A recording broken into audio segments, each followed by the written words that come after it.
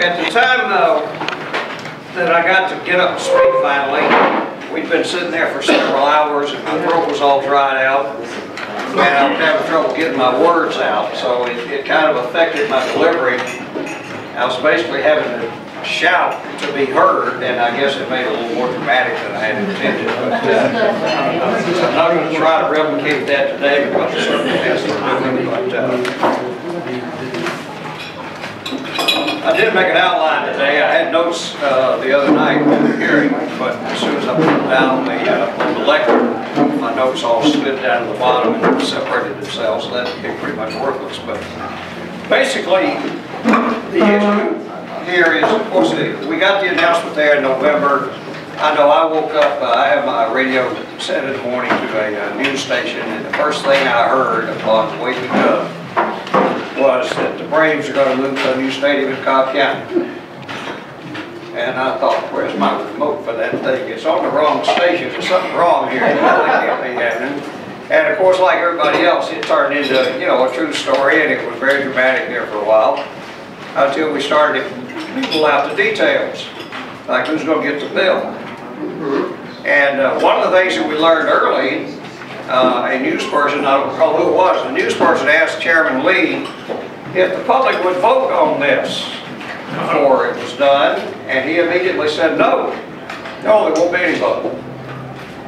And that that lit up a light in my head because I was familiar enough with some of the background in the Constitution, the state Constitution and law, to have an idea that that wasn't exactly the way I understood it. So then the MOU, the Memorandum of Understanding, came out, and we started to get familiar with that. It had a lot of things in there. As I read through it, I thought, that ain't right, that ain't right. Can't do this, can't do that. And it was just loaded with things that just didn't seem right. I mean, some of them were just, you didn't have to know any background to just say that can't be right. You know, they can't do this stuff.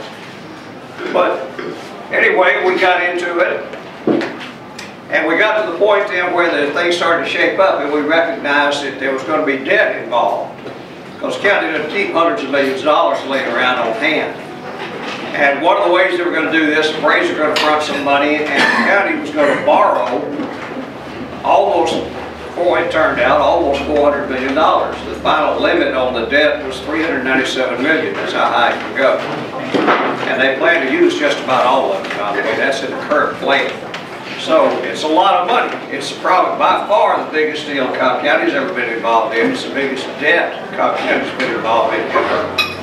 The park bond debt that we had just a few years ago, those things were like $40 million. Now I don't know if you go back years ago when they would borrow money with bonds to build roads and things. I don't know how big those debts were, but there was never anything like $400 million. I would just about guess that this one indebtedness is probably greater than all prior indebtedness in the history of Cobb County put together. And I think it's important to understand that because you have to get a grasp of the magnitude of this deal.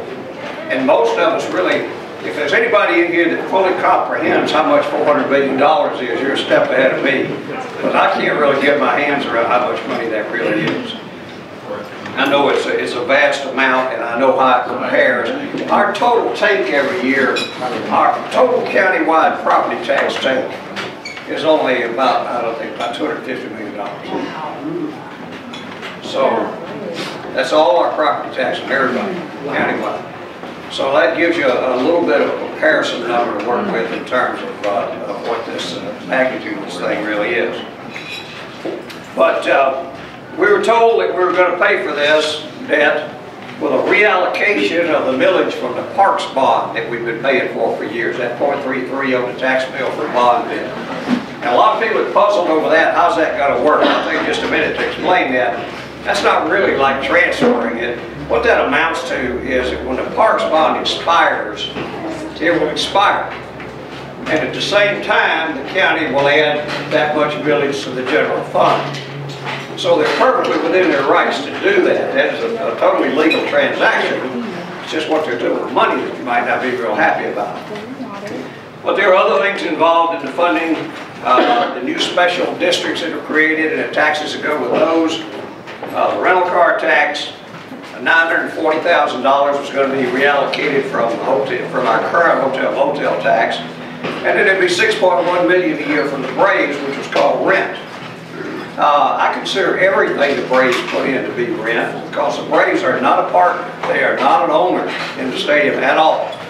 So everything the Braves put in, as far as I'm concerned, is rent. Even the 200 million or 230 million up front is just prepaid rent. But that 230 million up front really has no impact on dealing with the debt. Now here's how it's going to work. The county is entered into an intergovernmental agreement with the Cobb Marietta Coliseum and Exhibit Hall Authority, just referred to as the authority. A lot of people call it the Galleria Authority because they own and operate the Galleria Mall. I don't know if y'all knew the county owned the mall down there. And the convention center, Galleria, belongs to the county. That was built by the authority. And then, of course, the Performing Arts Center, the Cobb Energy Performing Arts Center, was built by the authority. So the authority owns these properties, and they've got dozens of full-time staff, and they run these things. But they are in an intergovernmental agreement with the county. And the way this is supposed to work is the authority will issue the bonds, borrow the money. And in the agreement with the county is that they will have an agreement for services with each other, which is allowable in the Constitution and under the law. And for the services provided by the authority, the county will pay them money, and that money will be configured so that it looks like it's in connection with the stadium, and that allows them to meet the requirements of the Constitution that the money from the project is the only money that can be used to make payments on the bond debt. And it's already getting a little fuzzy, I'm sure. But that's really what the intergovernmental agreement is all about. Now, the complaint is based on the Georgia Constitution. Probably everybody in here, or most of you, probably have a little pocket Constitution of the United States, or some of you may have a big book in your library at home that's got all the, I think one of the good ones was a couple of lawyers from the Reagan administration were co-authors on a big book about the Constitution, a lot of in-depth discussion about over the years how it's evolved. But we have a Constitution at the state level as well.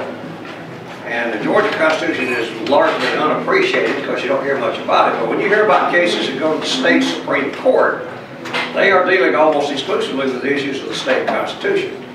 The state Constitution does, at the state and local level, what the U.S. Constitution does for us nationally in some ways, and that is it defines the relationship between the people and the government in a way that protects us from the state and local government.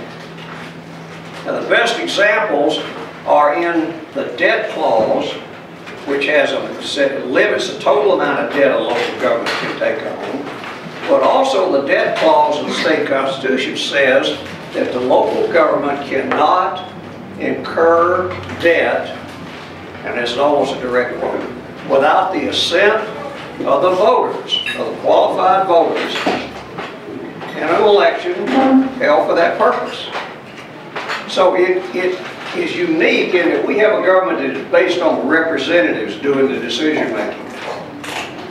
But the debt issue is so critical to a local government. If you don't believe it, you can look around the last 4 or 5 years how many state and local governments have been in serious trouble and even filed bankruptcy. And there still may be more of those. But you can get in a lot of trouble with debt. So the Constitution provides that on that issue of undertaking debt, the Constitution says we're not going to trust the elected officials. We're going to say that the voters, the people, should control that decision. And so it's written in the Constitution that the people will vote for incurring new debt. All right, the other part that's important is the revenue bond part of the Constitution. It's a section in the Constitution about revenue bonds. And it says that the revenue bonds can be issued by an authority or the county. The county can issue them too. But they can be issued by the authority because the authority is only going to finance things that are self-liquidating or self-funding, things that make money somehow. Such as a Performing Arts Center, they lease that out to people, they put on shows, they sell tickets, it has a revenue stream. It's supposed to pay for the debt. So the Constitution says, and the code, the state law says behind the Constitution, that revenue bonds are to be paid interest and principal only with revenue from the project that's financed. And then it goes on to say that the power of taxation will not be used to pay interest and principal on revenue bonds. Well, you look at our memorandum of understanding and you say, boy, the wheels have come off here somewhere, because we understand that this debt is being undertaken by the county. You didn't say authority is going to issue the bond. Nobody said anything else in the run-up to this, and all the public discussion by the officials in charge has always been that the county's taking on this debt, but we're not going to vote on it. And we're also going to be calling up about $19 million a year for 30 years to make the payments. Because the only money that's coming in that's going to come from the project, really, is the $6.1 million a year from the Braves. The total debt service is about $25 million on $497 million. All right, so the rest of it, the 18 or 19 million, is coming from the county. The county said, well, we're forming up these special districts. We're going to have an extra premium property tax on people whose property is around the stadium. We're going to have an extra charge, a room fee on hotels that are around the stadium. That's another special district. We're going to have a rental car tax, and we're going to have, I don't know, what's the other one? There's another one there somewhere. We're going to have these new taxes, and we're going to have the millage rate that we're going to take when the parks bond runs out. It's going to be obviously property tax on all of us. And you say, wait a minute, all this money it's all, whatever you call it, however it's new or whatever, it's all tax. It's all tax. How does all this work? Well, that's where the intergovernmental contract comes in. It has been long established. What happened, this goes back to the 30s actually, a little side trip. It goes back to the 30s. When governments would try to do business with each other, you know, one government needed to rent some land for some reason, and they got sued because somebody said that's violating the debt clause. You're in into a long-term lease that you got to pay, and so they kept getting in trouble, stuff like that. And the legislature back then in 1941 produced an amendment to the Constitution that allowed for intergovernmental agreements. It didn't allow for them to go outside with debt, but it allowed for intergovernmental agreements where one government could make a contract with another, and even if it was for long term, it wouldn't violate the debt clause that's taking on debt. Now that probably was a good idea at the time, but when it was, if you look at the debt clause and the intergovernmental agreement clause, none of them says anything about outside debt.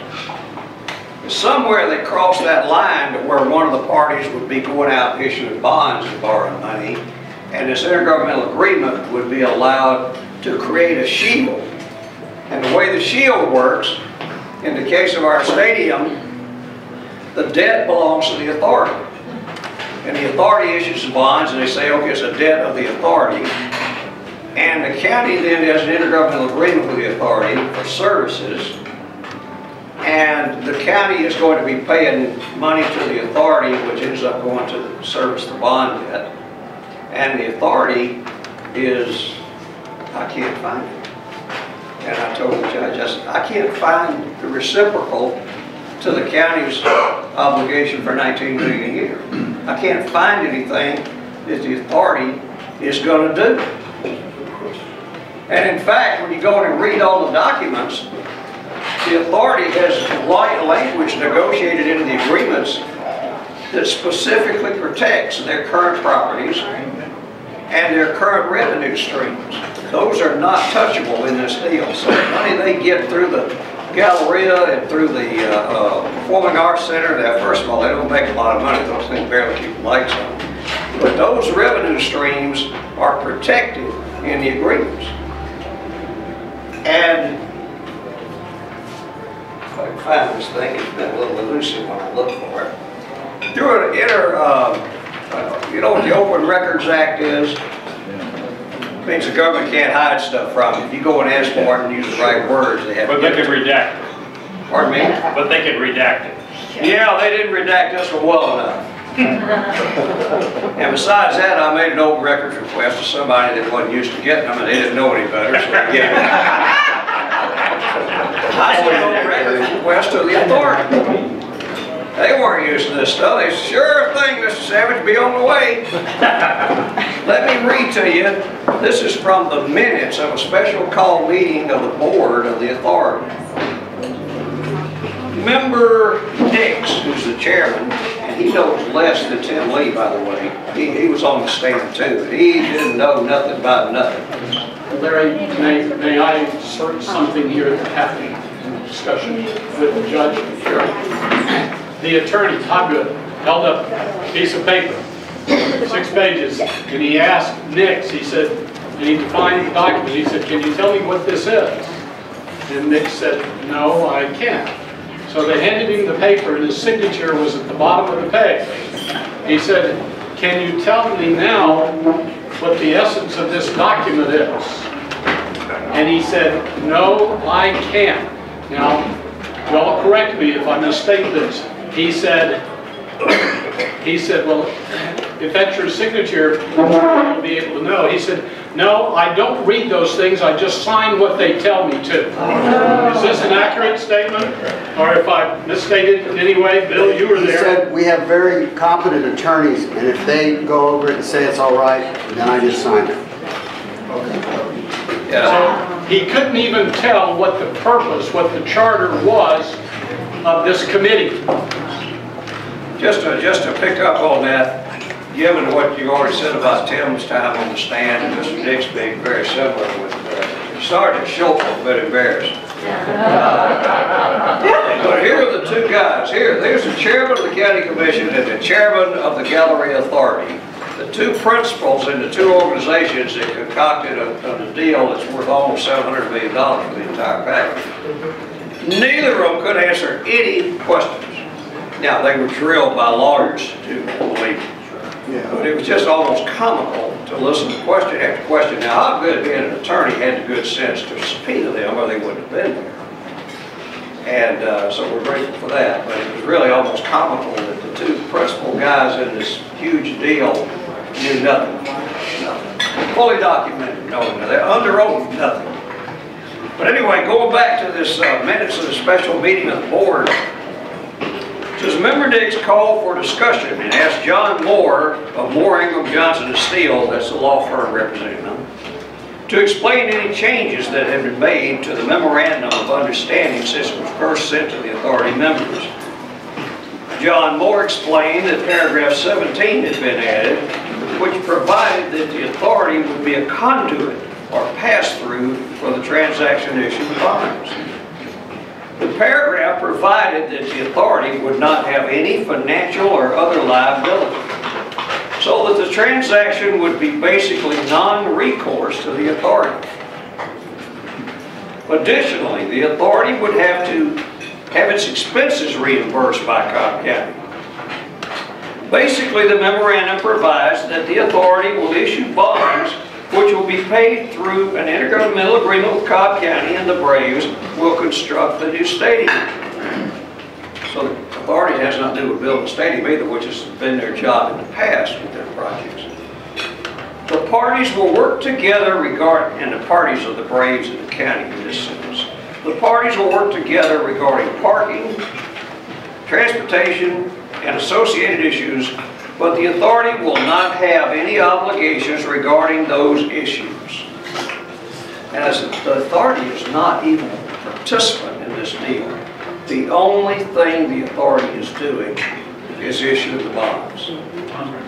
They have protected their own assets, they have protected their own revenue, and they have said, we're going to issue the bonds and we're done. May I interject, if any of you read the Saturday NDJ, Mr. Lee came back and said exactly what you just said about the hospital authority. He said, oh, this is just a conduit. It is just a conduit so that we can finance this project. So he said that as if to justify what had happened earlier. But we yeah, he said it because he heard somebody else say you don't know what it means. So that's the status of the intergovernmental agreement. And the reason it becomes very significant, the Constitution does provide for these intergovernmental contracts. But having read a bunch of court decisions, Supreme Court decisions about these bond cases, the Supreme Court always looks for the same thing to see if it's a valid transaction or not. And now the best question is going to be whether I can find this in my notes. Okay. What they look for is that governmental entities can contract with each other for joint services, for the provision of services, for the joint or separate use of facilities or equipment.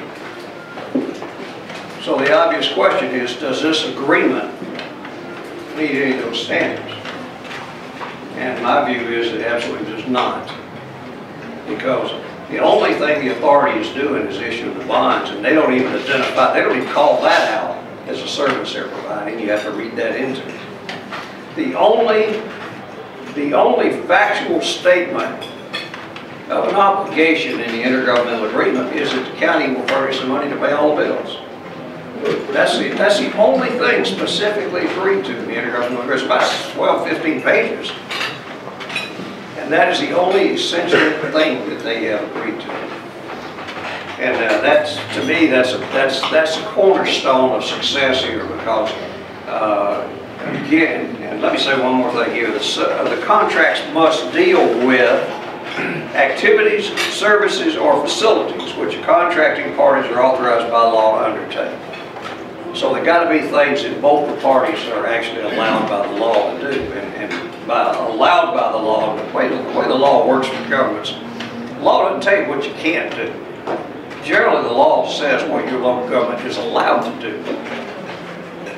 So unless they've got a specific permission to do something, it's not, they can't do it. I don't want to get sidetracked talking about SPLOST here, but I could.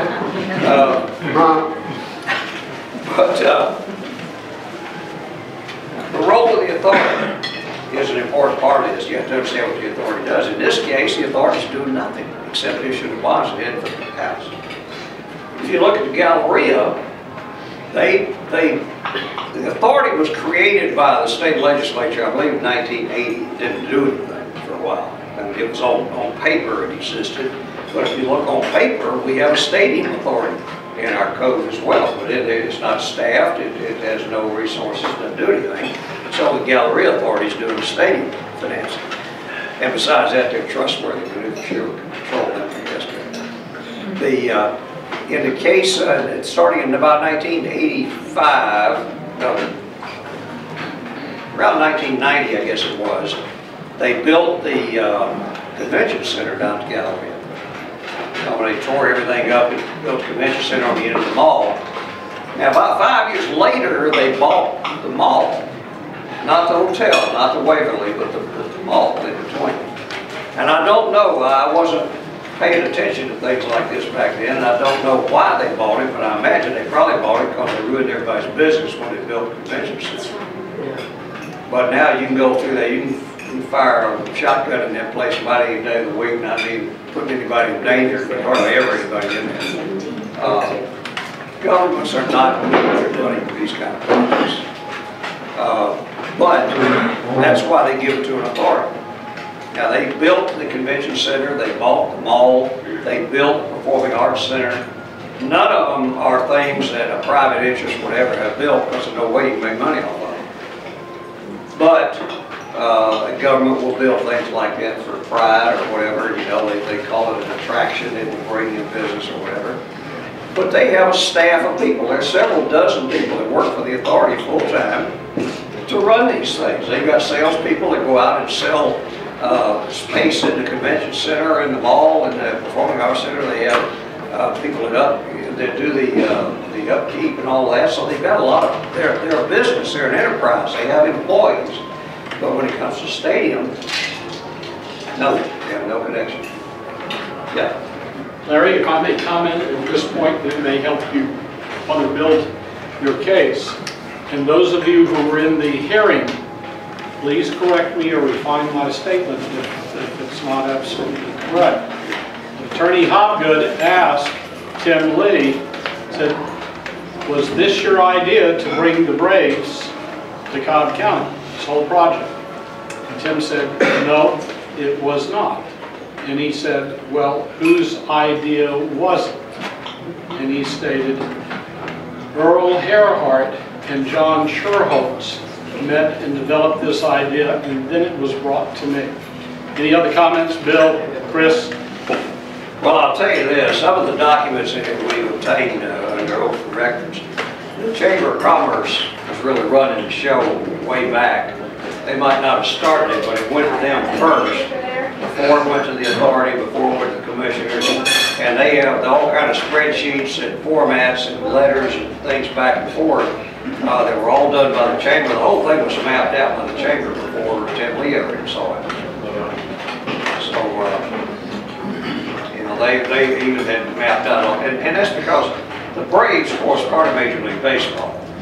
And I've heard stories that for a football stadium like in Atlanta, that the NFL basically comes in and takes over and tells everybody how to do everything. And I think Major League Baseball may not be quite that deliberate, but they are in the background. And a lot of these baseball parks have been built, financed public money, so they know a lot about how to do it. And when they come in and start working on this thing, they know what to ask for, they know how to lay out the deal. And before the county ever saw it for the first time, it was pretty much set in place with just a few options here and there about what would be legal and what wouldn't. So the deal was put together, not, you know, the paper is talking about how it was negotiated. There wasn't any negotiating to it. It was pretty much put in place before any county, including Tim. I don't think Tim saw it until it was pretty well put together. Tim just said, yup. When it was presented to him. Yeah, but so that's, you know, that's kind of the story of what the intergovernmental agreement is about and how it works back and forth. They have to try to create a scenario that makes it look like the county is getting something for their money, and it's in relation to the operation of the stadium, but there's nothing like that here. It just doesn't exist in this deal. Now, one of the things that Kevin Moore was the attorney who was doing the oral part of their presentation for the law firm, and I think they may have made a strategic error because I don't think Kevin knew a lot about this stuff. And it looks like a lot of it was in his hands to prepare the brief for the court and to do the oral arguments. And there were a lot of things he didn't seem to be real well informed about. And maybe they did that for a reason, because if they put somebody who really knew his stuff out there, he'd have to tell lies and he'd have trouble doing that in court. So Kevin, by not knowing any better, could say things that were not true and get away with it. I'm just speculating. But he said things, and in his brief suggested that the very existence of an intergovernmental agreement meant that it was okay, that the bonds were okay. And that's not at all true. Of course, they've turned the things down about as often as they've approved, because they always look for these three conditions to be met and these other three conditions to be met. If they're not met, they go. And quite frankly, as an ordinary human, even when they meet these requirements, it's still an insult to the idea that you can trump the Constitution of the state with a contract between two government entities. That just is unbelievable. But it's in place, it's been recognized by the courts for years, and that's what they do. And so, we eventually get to the point where the bonds are ready for issue, and that brings us to the time in court. And the intervention process is provided for in the law. The law says that the court has to validate the bonds. And the reason they do that, people are only going to invest in bonds if they know the bonds are reliable and trouble-free. And the validation process is how they do that. The court says, in effect, we have looked at these bonds, we have looked at the process by which they were produced, all the laws have been complied with, all the requirements have been met. When we validate these bonds, there's no going back. You cannot ever file a suit or anything else about the bonds or the work behind them once they're validated. That is a final ruling by the court. It's not, you can appeal it at the time if you don't like the ruling by the county court. And that's what happens. They appeal to the Supreme Court. And the Supreme Court finally rules something. But once the bonds are validated by either the county court or by the Supreme Court, or whichever one has the final say, then The bonds are inviolate after that. They are good, the debt is good. But the law does allow for intervention, attorney or not. In fact, it's probably the friendliest process there is for an amicus, for somebody, for just a private citizen to go into Superior Court and to take up an issue. It is actually, it's almost inviting to do that. And they make it like that, I think, so that after the fact, they can say everybody had their chance. In fact, I read a case the other day where one of the things the court decided on was that people who were intervening in this, that were filing suit after the fact, had full knowledge of the process, they had full opportunity, they knew when the hearings were, and they didn't intervene when they had the chance, and didn't want to hear from them after that. That's how they decided. So it's a turning point in a bond issue for any government at any point in time. And all the bonds issued by any government agency anywhere go through this state level. Development authority, anything else. Now, I had never heard of this process until last year when we had the flap between the school district and the development authority over the John Williams project. And that's where that one got stopped, was at the bond hearing. And it got right to the last day, the morning of the hearing, the applicant withdrew this application. They knew they were going to lose. And that's where that one got stalled. Prior to that, I'd never heard of this process before. But we did intervene. We had, well, there's 3 of us here, and we had a total of 12 motions to intervene were filed. 4 of those filers did not show up in court, so they were discarded. Another 6 were filed, but they missed the deadline. They didn't get filed until after the deadline, which was the beginning of the hearing. So that's a total of 10 that were discounted. That left a total of 8 of us that were in there and had filed appropriately and were recognized as interveners. Now, not everybody spoke.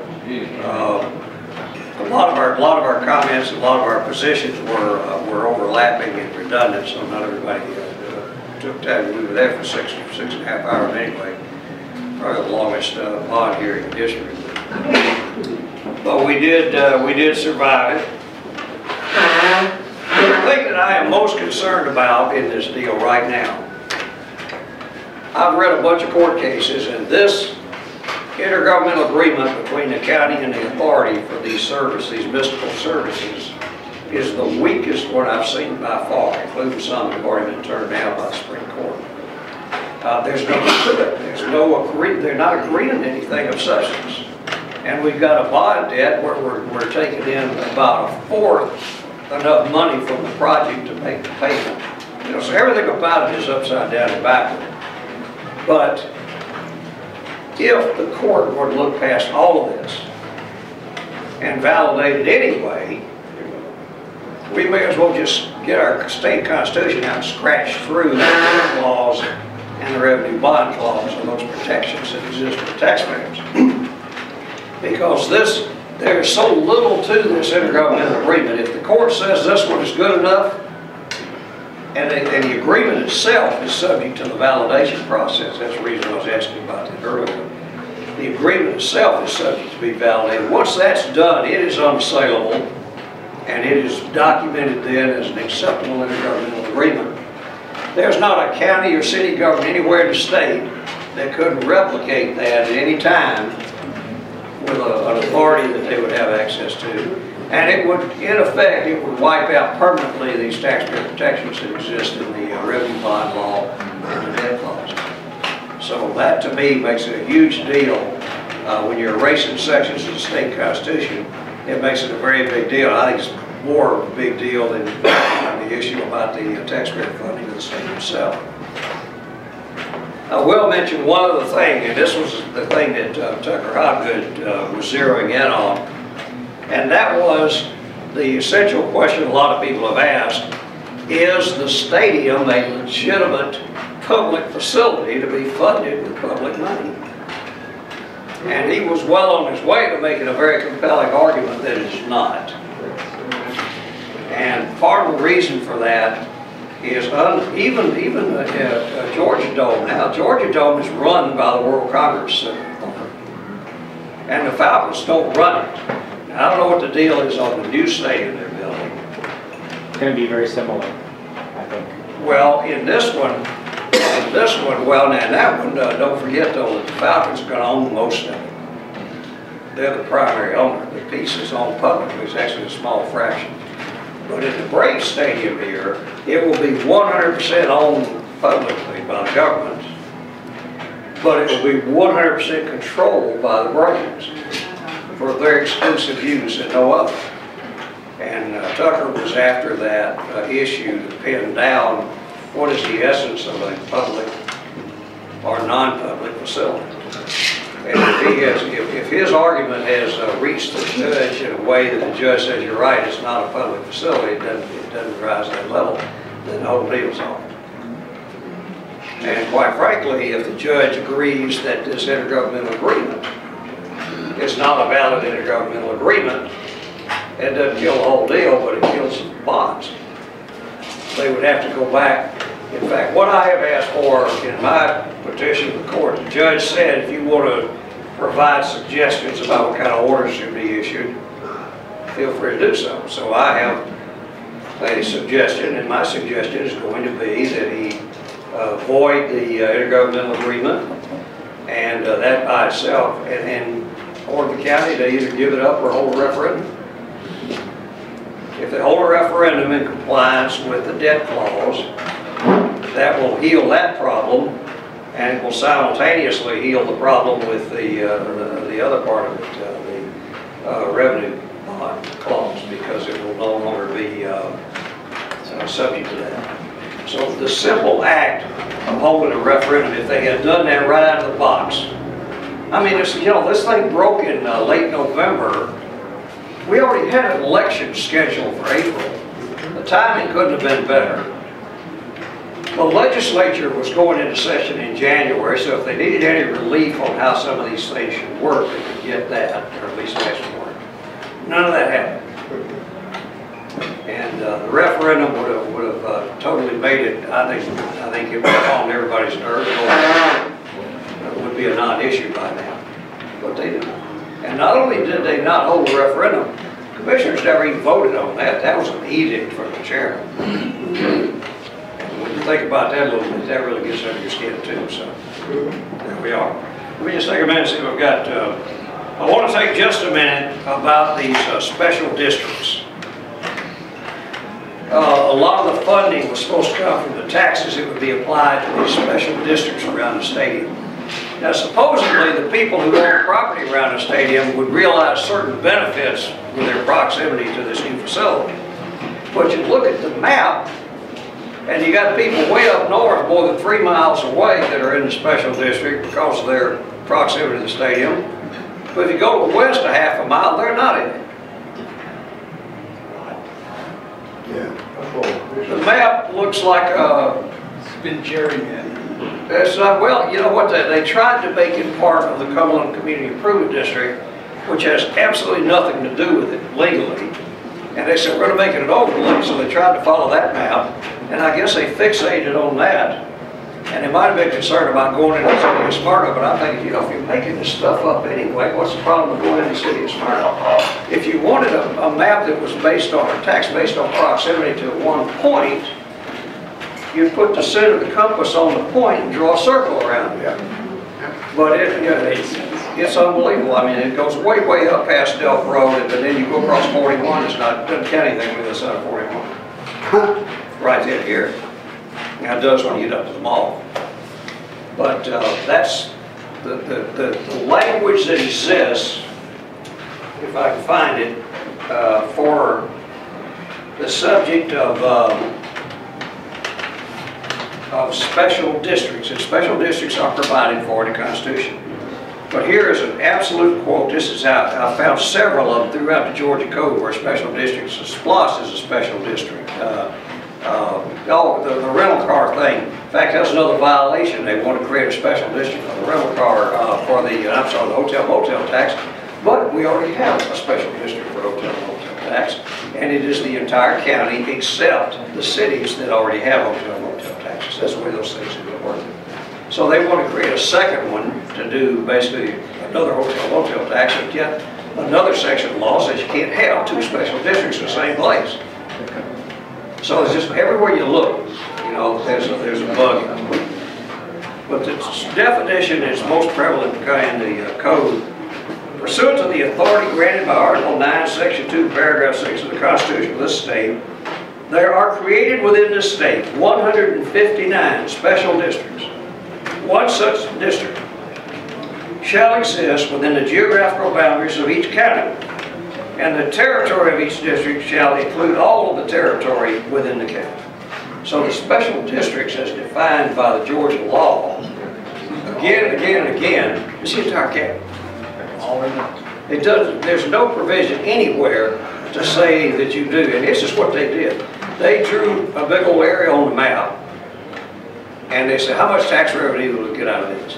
Figured it up, that's not enough, make it bigger. So they made it bigger. And then Bob Ott came in and said, wait a minute, you got 2,000 or 3,000 of my constituents in here in owner-occupied homes. We can't put the tax on them, they're voters. They'll vote again. So they said, okay, we're going to exclude owner-occupied homes. Rental homes are in, owner-occupied homes are out. And then you get the map out. Now, if you've ever seen the map, it's really hard to read the map. The colors, a lot of times, the things, it's just hard to distinguish. But if you get it out now, the best one they've had out so far, and look at it, you'll see little islands of white, where individual properties have been left out. Commercial property, probably because they know the owners will sue them. There's you go up Powers Ferry Road, there's some office condominiums up there, and there's several law firms situated. They're all out. I want to be a lawyer. Yeah. No, you don't. No, you don't. Got a lot of reading to do. But that's but the other thing there is the thing about the hotel motel taxing. By calling it a fee, they believe that is different. They believe that's different from a tax. You see, there's a maximum that can be collected on hotel motel taxes, and Cobb County's already at the maximum. So they call the hotel motel tax and put in a fee. And they count it 3 times. It's being counted as part of the debt service. It's being counted as part of the cost of building and operating the transportation shuttle service. And it's being counted again for the provision of local government services. So I hope I'm bringing some comfort to you. Really well managed. You know, it's unfortunate, but I think to a great extent it's a case where people just got so excited about doing something. You know, I don't care what the obstacles are, push them out of the way. But this is monumental because the judge is going to render a decision by the end of the month, and whatever he decides is going to be the ultimate turning point. Because if he says the bonds are validated, there's no turning. It can be appealed. Now, if he says that the interveners have pled a compelling case, and I'm not going to validate them, I guarantee you the county will be on the phone to the Supreme Court within a nanosecond to line up the appeal. I heard informally a few months ago that they had already begun asking what the vacation schedule was for the Supreme Court. So when they're going to be in town, you know. But one of the things the interveners have to decide is if they rule that we have a good case. We have a good case. What we have to decide is what we do if we lose it to the Cobb County Superior Court. Are we going to mount an appeal? Because you start, you know, we did this on a shoestring, but the next level is going to take some money. So that's where we have to, you know, do our home and haw and figure out what the next answer is. Larry, really appreciate what